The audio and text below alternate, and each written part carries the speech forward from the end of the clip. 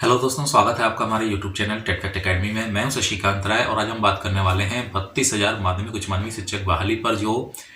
High court के माध्यम से जो स्थगन का जो आदेश लगाया गया है, जिसके चलते जो है 32,000 की जो शिक्षक प्रक्रिया भर्ती चल रही थी उस पर जो है विराम लग गया है और उसका आने वाले समय में कब उसका जो है समाधान होगा ये भी पता नहीं है।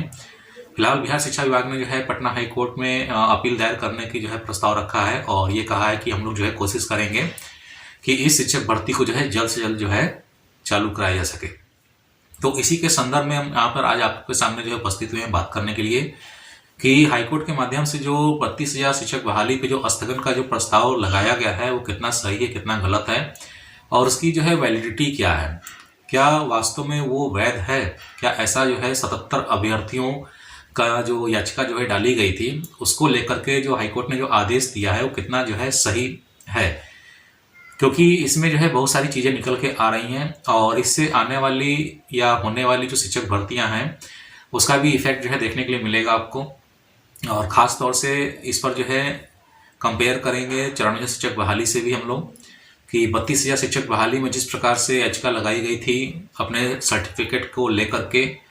और ख़ास तौर से जो उनका जो वैलिडेशन था सर्टिफिकेट का टीईटी वाला उसको लेकर के,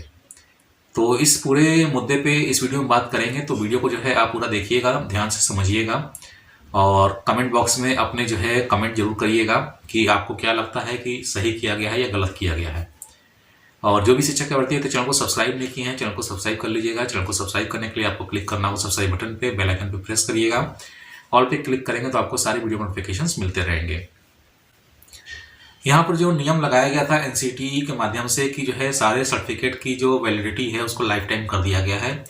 चाहे वो किसी भी राज्य का टीटी सर्टिफिकेट हो या सेंट्रल गवर्नमेंट का सीटेट का जो है बीएसबी के द्वारा जो जारी किया जाता है, चाहे वो सीटेट सर्टिफिकेट हो। अब यहाँ पर मेन मुद्दा ये था कि एनसीटीई ने जो वैलिडेशन दिया है लाइफ टाइम का, उसका जो पालन है वो किस तिथि से होना था इसके बारे में कोई भी गाइडलाइंस नहीं थी। लेकिन एनसीटी के इसी गाइडलाइंस को जो वैलिडिटी लाइफ टाइम कर दी गई, इसी को आधार बनाते हुए 32,000 शिक्षक बहाली में इन लोगों ने जो है केस किया कि आवेदन की जो अंतिम तिथि थी उससे पहले उनकी शैक्षणिक अर्हताएं जो है कंप्लीट हो चुकी थी और उसके बाद जो है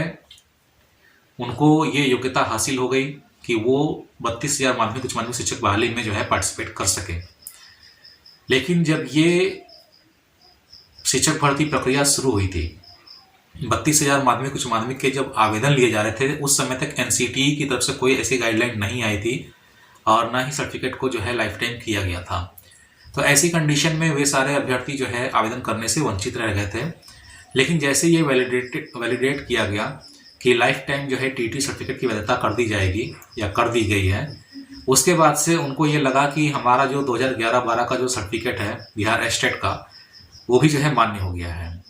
यहाँ पर सारा कंफ्यूजन इसी को लेकर क्रिएट हुआ और इतने दिनों से ये केस जो है चल रहा था और इस पे एंड टाइम पे जब काउंसलिंग होने वाली थी, नियुक्ति पत्र वितरण होने वाला था,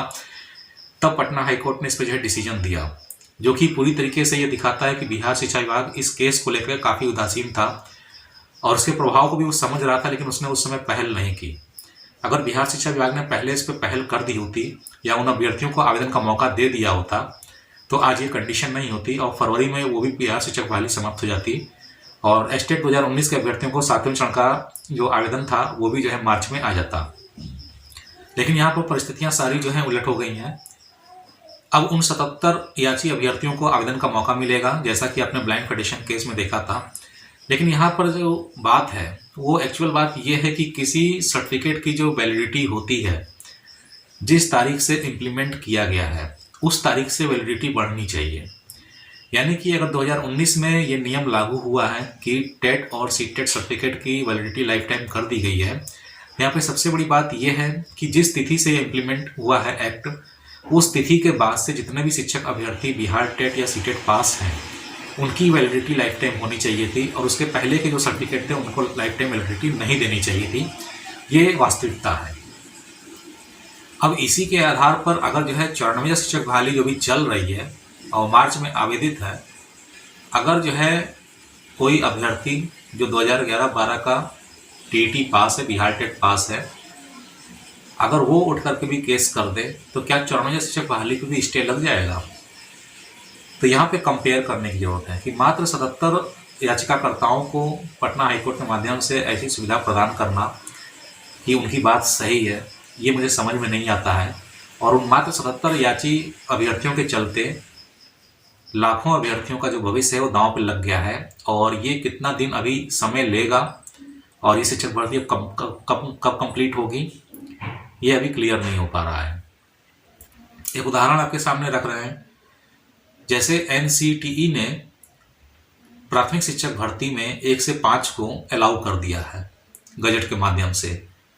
तो अब ये बताया जाए कि जब गजट के माध्यम से अगर कभी भी 1 से 5 के जो शिक्षक अभ्यर्थी हैं उनमें बीएड के अभ्यर्थियों को अगर अलाउ किया गया है, तो क्या उस गजट का उदाहरण लेकर के या उस गजट की प्रति निकाल करके वे भी कोर्ट केस कर सकते हैं, जितनी शिक्षक बहालियां अभी तक संपन्न हुई हैं या चल रही हैं, कि मुझे इस शिक्षक बहाली में मौका दिया जाए क्योंकि अब हम 1 से 5 में मान्य हैं। तो ये बात मेरे समझ में नहीं आती है कि वैलिडिटी बढ़ने के बाद भी और उसके साथ जो आवेदन प्रक्रिया चल रही थी उसके बीच में ऐसे अभ्यर्थियों को मौका देने का क्या मतलब है। पटना हाईकोर्ट को चाहिए था कि उनको ये आदेश देना चाहिए था कि आप लोग आने वाली आगामी बहाली में पार्टिसिपेट कर सकते हैं। ये सबसे बड़ा इशू जो है क्रिएट हो चुका है और जिसके चलते काफ़ी अभ्यर्थी परेशान हैं। तो उम्मीद करते हैं कि वीडियो आपको समझ में आ रहा होगा कि हम क्या कहना चाह रहे हैं, कि जो लाइफ टाइम वैलिडिटी है उसको बढ़ाना तो बहुत आसान था। NCTE ने उसके लिए फट से जो है गाइडलाइन जारी कर दी कि लाइफ टाइम वैलिडिटी है। उसके साथ ही जो है राज्य सरकारों ने अपनी तरफ से जो पुराने सर्टिफिकेट थे उनकी भी वैलिडिटी बढ़ा दी, जबकि NCTE के गाइडलाइन में एक बात ये भी लिखी है कि जितने भी पुराने सर्टिफिकेट हैं उनको जो है नए सर्टिफिकेट के रूप में कन्वर्ट करके डिस्ट्रीब्यूट किया जाए अभ्यर्थियों के बीच में, जो कि अभी तक नहीं हुआ है।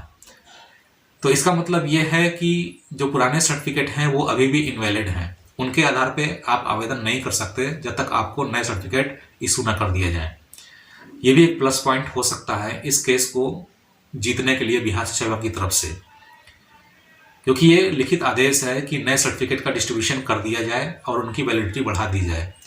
पुराने सर्टिफिकेट को वैलिडेट नहीं किया जाएगा। अब यहाँ पर जब इसको वैलिडेट किया जाएगा, नए सर्टिफिकेट इशू किए जाएंगे, तब ये मामला खुल के सामने आएगा कि वास्तव में जो NCTE की गाइडलाइन के तहत जो लाइफ टाइम वैलिडिटी बढ़ाई गई है वो कब से लागू होगी।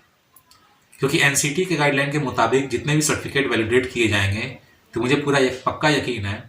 कि इनकी जो वैलिडिटी बढ़ेगी जिस दिन से जो लाइफ वैलिडिटी का जो एक्ट है इम्प्लीमेंट हुआ है, लागू हुआ है, उसी दिन से या उसके आगे के जितने भी सीटेट या बीटेट या अन्य राज्यों के टेट सर्टिफिकेट हैं उन्हीं को वैलिडेट किया जाएगा, बाकी को नहीं किया जाएगा। ये बिल्कुल स्पष्ट है। इसी वजह से अभी भी जो है राज्य सरकारें और केंद्र सरकार न्यू सर्टिफिकेट इशू करने से जो है घबरा रही है, डर रही है, क्योंकि उनका जो खेल है वो सामने निकल के आ जाएगा, बेनकाब हो जाएगा और सभी अभ्यर्थियों को पता चल जाएगा कि जिस दिन से एक्ट इम्प्लीमेंट हुआ है लाइफ टाइम वैलिडिटी का टेट या सीटेट सर्टिफिकेट को लेकर के, उसके बाद से ही जितने सर्टिफिकेट हैं वही वैलिड माने जाएंगे। बाकी सर्टिफिकेट्स की वैलिडिटी उसी तरीके से मानी जाएगी जो 7 साल या 5 साल थी और उनको एक्सपायर माना जाएगा। तो उम्मीद करते हैं कि ये आपको बातें समझ में आई होंगी कि वास्तविक रूप से जो होना चाहिए था वो क्या होना चाहिए था, और पटना हाईकोर्ट ने जो आदेश दिया है उसको पूरी तरीके से जो है स्टडी नहीं किया है और बिना स्टडी किए उसके विभिन्न पहलुओं को समझे बिना उन्होंने स्थगन का आदेश दे दिया, जो कि पूरी तरीके से गलत है। तो उम्मीद करते हैं कि इन्फॉर्मेशन को आप ज़्यादा शेयर करेंगे। वीडियो पसंद आए तो वीडियो को लाइक करिएगा, चैनल को सब्सक्राइब करना ना भूलिएगा। तो जल्दी मिलते हैं अपने नए वीडियो के साथ में, तब तक के लिए इजाजत दीजिए। धन्यवाद।